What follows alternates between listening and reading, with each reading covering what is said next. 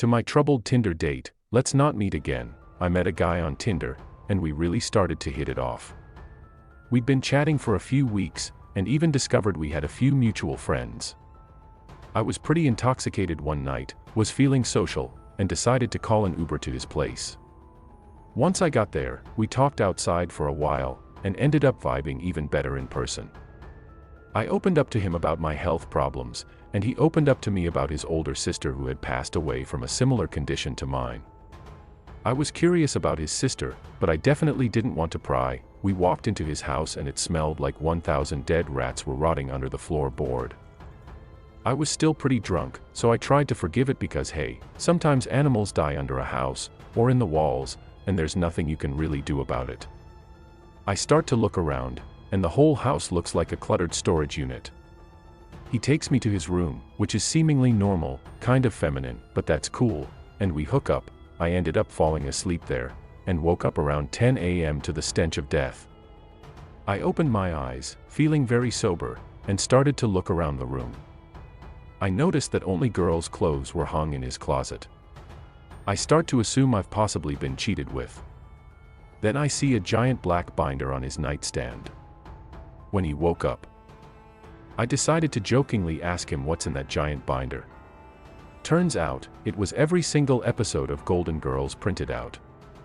He said he read it at work, and it's the only show he'll ever watch. Okay. I asked him what he did for work, something I definitely should have known by this point, and he dodged the question. I sat up and looked at the pillow I'd been cozily sleeping on. It had no pillowcase, and was covered in what looked to be old blood. It looked like the blood had been coughed onto it. I started putting the unpleasant pieces together. I asked as sensitively as I could, "Hey, was this your sister's room?" I noticed the clothes in the closet. He says, "Yeah, and this is her bed. I haven't changed or washed anything. It just makes me feel better to be in her bed. This is actually where I held her when she died, and you remind me so much of her. I really, really like you." And then casually tried to hook up with me, like he didn't just drop unsettling AF news. I felt immensely sorry for him, but needed to get out of there. I made some excuse, and left. I decided to not entirely ghost him, because of how bad I felt for him. He was clearly dealing with some really dark shit. We kept in contact for a few weeks, until I went on my Find My Friends app, and noticed that he had clearly taken my phone while I was asleep that night, and shared my location with himself. I called him and went off. This was not my first rodeo with a stalker type, and I was not dealing with it. He told me he couldn't believe I thought he would do that and I'm being a really terrible person, dumping him because his cat had recently died. I blocked him. After he said that about his cat, combined with his tendency to hold on to things, it really makes me wonder what that smell actually was. Let's hope not, and though I hope he gets help. Let's not meet again.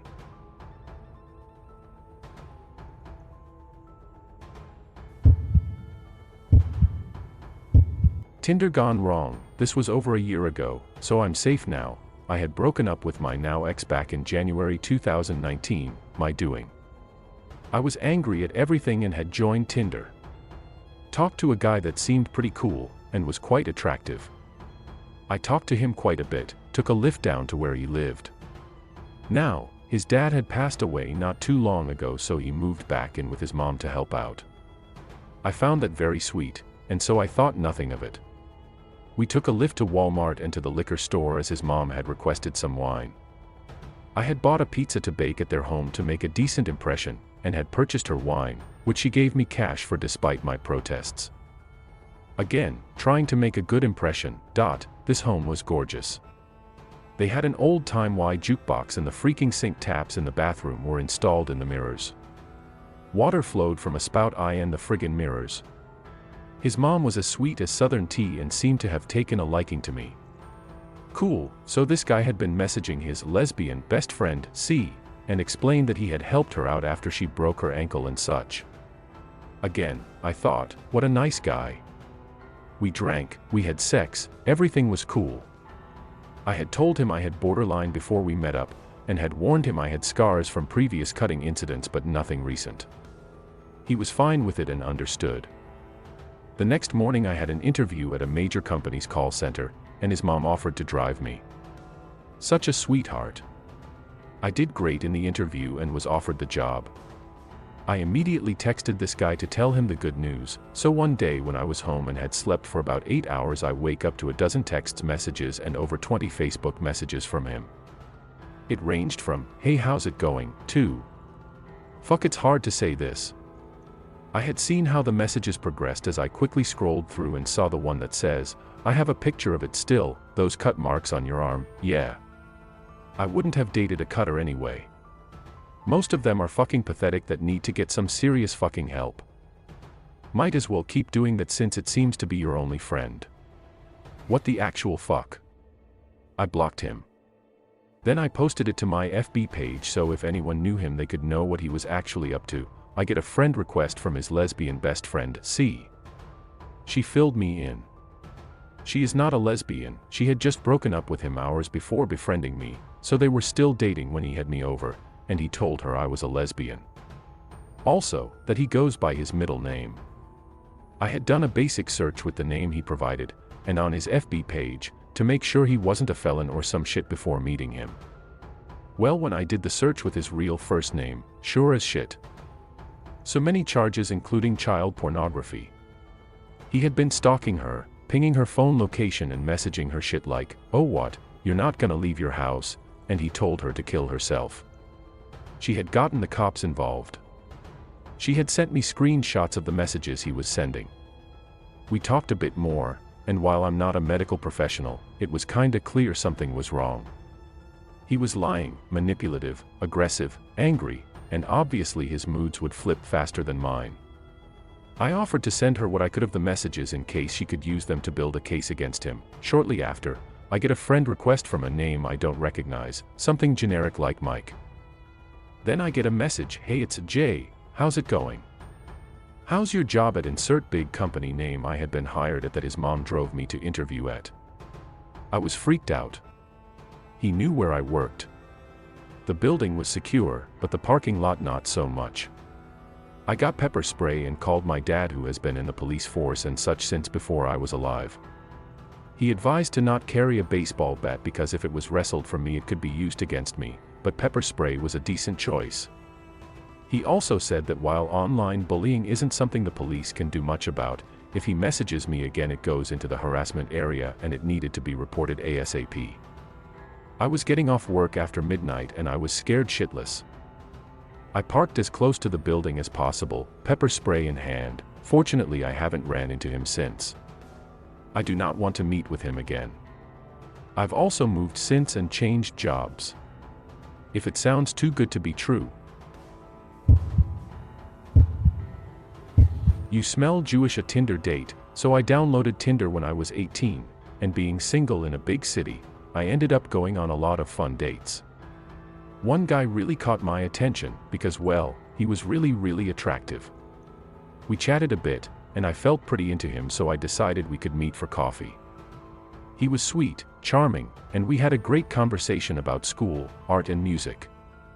We found out we were both musicians, and the date was going so well that I agreed to walk the few blocks back to his house so he could play some music for me. I was new to online dating, and was still fairly naive, so I followed him into his weird converted garage bedroom and sat down on the couch while he pulled out his keyboard.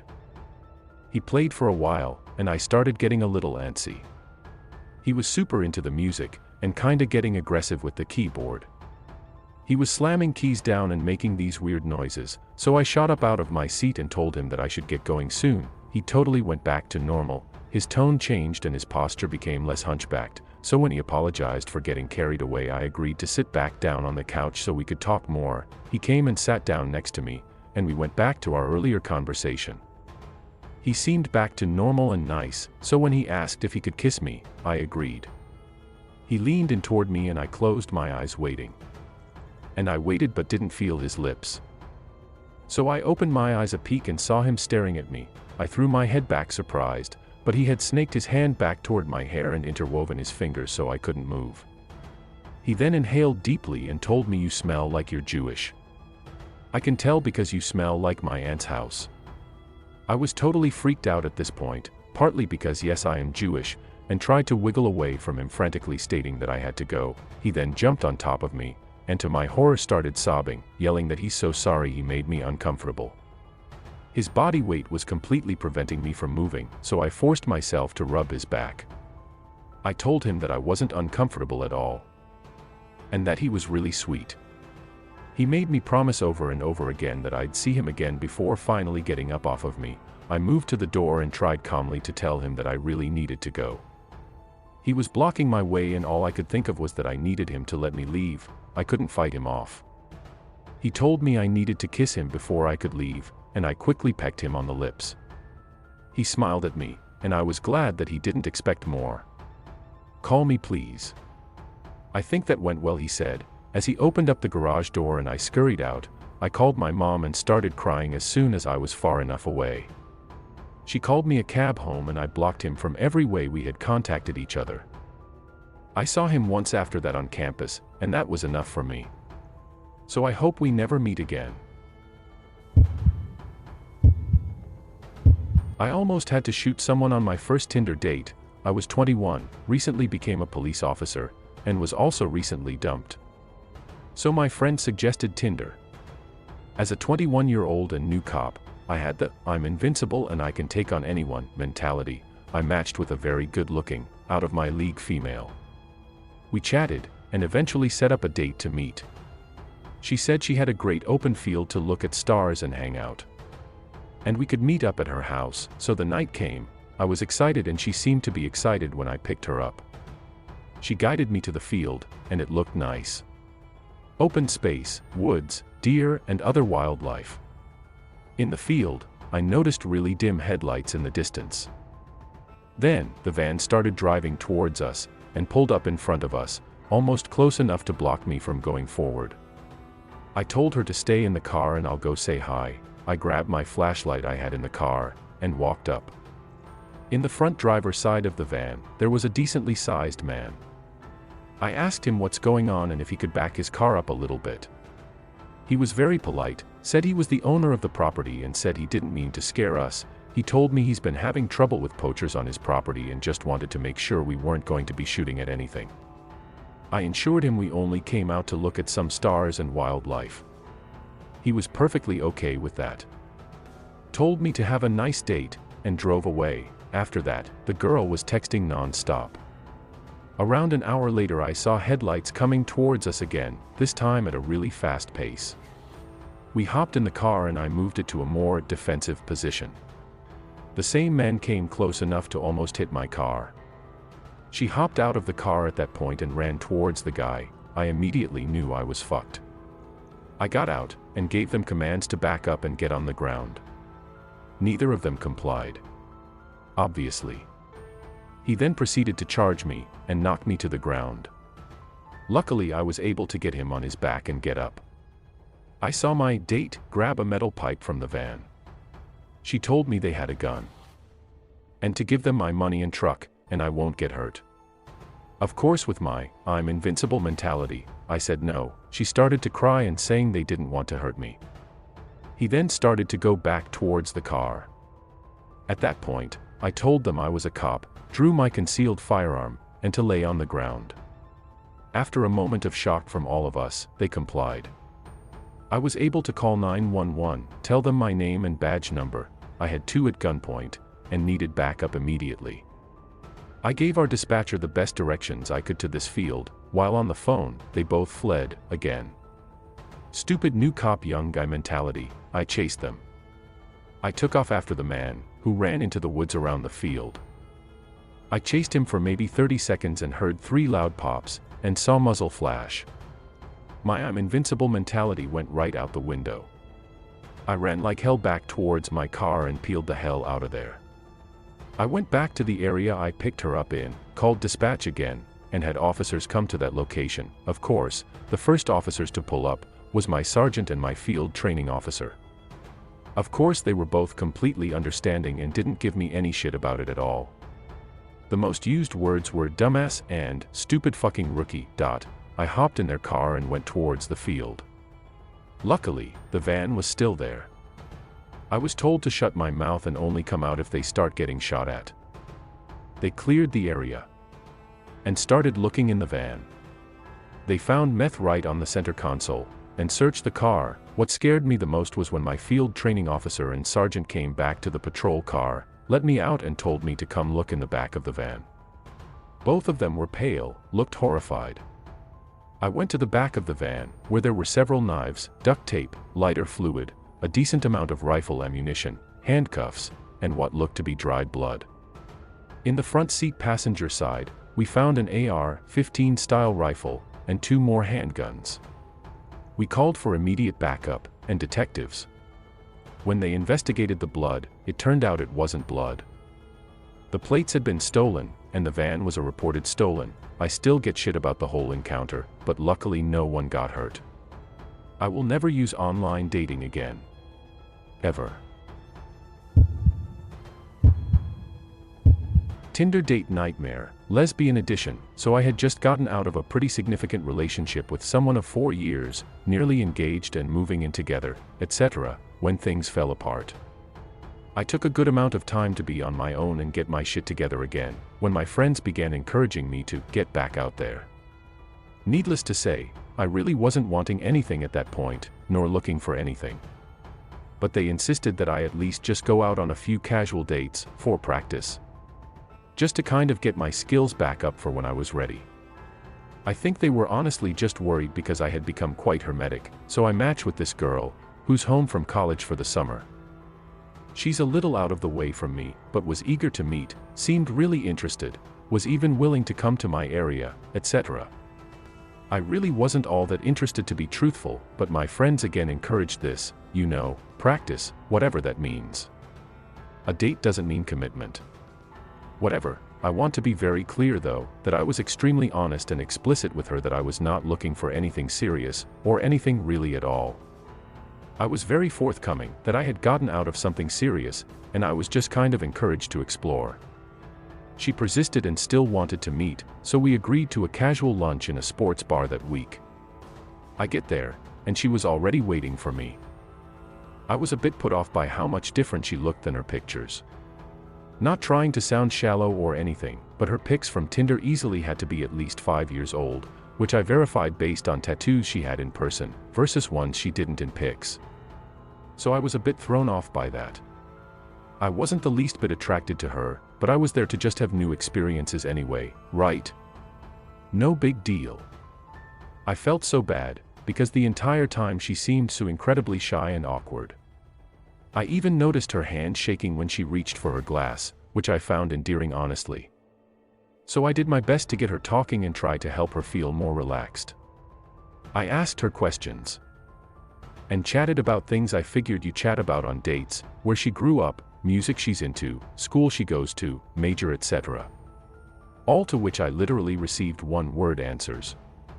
It went on like this for about an hour, and she was just not working with me at all. But I tried to keep room in my heart, because it was clear she was feeling anxious and I understand that on a personal level. Then she pulls out this book and says, "I got this for you," and I responded very grateful, thanking her, and inquiring what it was about, 'cause hey, if someone wants to share a good read with me, I'm all for that. She looks at me funny and says in a very sudden but odd tone, "You're kidding, right?" I'm very confused. And just kind of look at her like. And she says, "This is your favorite book, you told me this was your favorite book." To which I said, "No. I have never even heard of this before," so we concluded that she ultimately got me confused with someone else she must have been chatting, which I honestly found hilarious lol. She was embarrassed but I made light of it and said I found it funny, 'cause I get it, that's Tinder culture I guess. So as we finished lunch, and I'm still receiving one-word answers despite our funny moment, I kind of become a bit suggestive that we should conclude our date by saying I had to get back to feed my animals and do some laundry etc. But she became very adamant on spending more time. And asked if we could do something else. I was genuinely trying to be a decent person, so I agreed, and we found a nearby park to walk. That's where shit gets weird. We sat on a park bench, mind you it's broad daylight. There's kids playing basketball nearby, folks jogging past. I start trying to make conversation yet again, but still get the one-word answers. Then out of seemingly nowhere without any warning whatsoever, she proceeds to just kiss me really aggressively, tongue and everything. I was honestly just so shocked I stood there frozen, not knowing what the fuck to do. I had this timid, shy woman, who's really not made much conversation with me at all, who was so nervous she was visibly shaking. Just turned into a freaking bear mauling my face in like 0.6 seconds. My head was spinning with confusion and anxiety, and I swear it felt like it lasted forever and I just prayed for it to stop. I was so put off and honestly a bit afraid to do or say anything, like what do you even do in that situation? I was just hoping she'd pick up on my very obvious body language, that I wasn't reciprocating anything at all. I was completely unprepared for a situation like this. Then some really nasty guy walks by, gawking and catcalling and literally begins propositioning us into a three-way, and I'm just like what the fuck is going on, I need to get out of here. I was 1,000 different types of uncomfortable. I end up managing to ward him off after telling him very politely no more than several times, all the while she's just laughing. And I'm thinking, who even are you? Dr. Jekyll and Mr. Hyde over here, WTF. So he leaves and I'm insisting now that I need to leave and go home. She seems to ignore what I'm saying, and gets very close to my face again and says, "Did you like that? Do you think I'm sexy? Do you want me?" When I tell you I was so fucking nervous. I was like, I really need to get home. And she was like, "Can I come?" And I told her very firmly no. She literally tried to persuade me to let her come back to my place with me, and I had to say no more than 3 times. So finally I'm home and frankly just kind of shaken up. I hadn't really done the dating thing in quite a long time, but that felt very abnormal. She then texts me after she gets home and asks me out on a second date. And I was very kind, despite being made incredibly uncomfortable, and I told her I thought she was a very cool chick and I had a nice time, but that I did not feel anything there, and reminded her I wasn't looking for anything. She then text-bombed me a bunch of crazy shit, saying how she didn't understand and was so confused, that she thought I was so into her and that things went great. I did not respond to any of these because now she's continuing to cross my boundaries. I said what I needed to say, and I thought I was being decent by at least being honest. So the text continued and I figure they're going to eventually stop, because it was a first date. How can someone be so upset over someone not reciprocating on a first date? They did not stop. By the texts, you would have thought we just ended a 2-year relationship. Then she began calling, at which point I had to block her number. So nightmare Tinder girl, please. For the love of everything, let's never, ever meet again.